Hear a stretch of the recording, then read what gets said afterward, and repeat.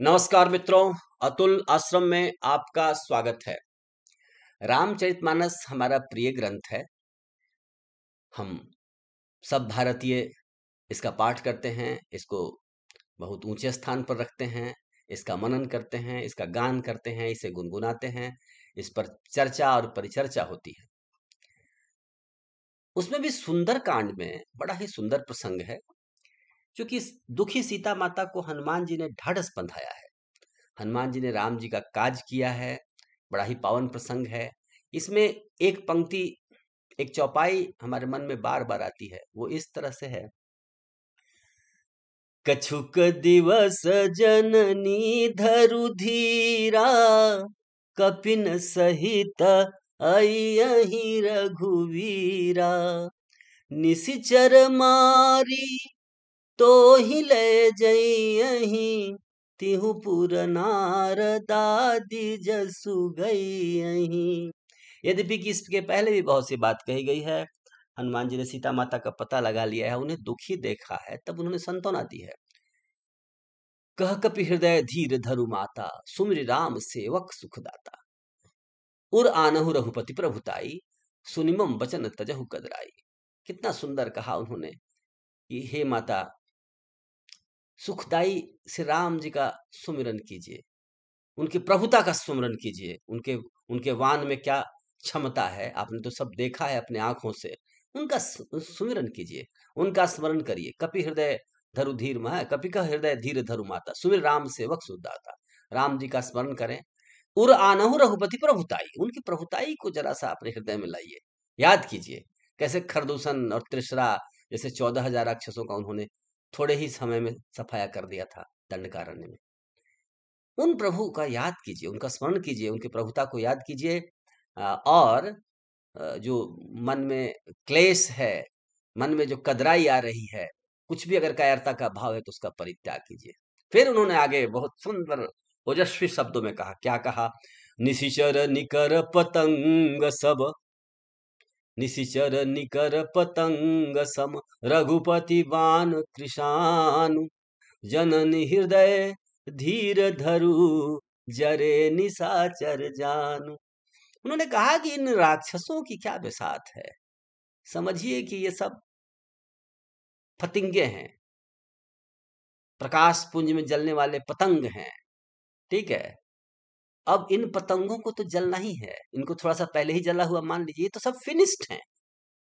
राम जी के वान, राम बाण अग्नि के समान प्रज्वलित है, और उसमें ये सारे निशाचर एक एक करके गिरेंगे, सब भस्म हो जाएंगे। इस बात को का स्मरण कीजिए। ये दिख तो रहे हैं, लेकिन ये ऐसे ही, ये सब हिलते डुलते कुछ जीव, ऐसा समझ लीजिए इनको, क्योंकि इन्हें तो मृत्यु के मुख में जाना है। राम जी के अग्निबाण से इन्हें सब को जल जाना है। तो आप मन में निर्भय हो जाइए, ऐसा उन्होंने उदाहरण रखा है। फिर उन्होंने कहा, जौ रघुवीर होति सुधि पाई, करते नहीं विलंब रघुराई। अगर रघुनाथ जी को पता होता तो विलंब थोड़े करते, अब तक तो वो पहुंच गए होते। राम बान रवि उए जान की, अतम बरूथ करुणा निधान की। राम जी का बाण एक प्रकाश की तरह है, सवेरे का प्रकाश। और ये जो राक्षस गण है, ये अंधकार है। जैसे ही वान आएगा, सारे राक्षस रूपी अंधकार यहाँ से मिट जाएंगे। फिर उन्होंने फिर तीसरी बात कही, कही कि भाई ऐसा है माता कि ये तो क्षमता मुझ में भी है। अबहु मातु, अबहि मातु मैं जाओ लेवाई, मैं चाहूं तो अभी आपको लेकर के चल सकता हूँ, लेकिन प्रभु आयसु नहीं राम दुहाई। ऐसी आज्ञा राम जी ने नहीं दी है। आज्ञा तो खोजने की है, पता लगाने की है, लाने की आज्ञा नहीं है, ले जाने की आज्ञा नहीं है। इसीलिए हे जननी, कछुक काल कछुक दिवस, कुछ दिन की बात है, जननी धरु धीरा, बस मेरा अब यहाँ से लंका से लौटना और सेना का यहाँ आना बस अब तुरंत ही घटित होगा। कपिन सहित अयहि रघुवीरा, भगवान राम वानरों की सेना के साथ यहाँ पहुंच जाएंगे। यहाँ उनका प्रस्थान होगा और यहाँ पर शिविर डालेंगे, और निश्चर मारी, सारे निश्चरों का नाश करके निश्चर मारी तो ही ले जाइए। और उसके बाद क्या होगा, युग युग तक ये चरित्र, ये यश गाया जाएगा।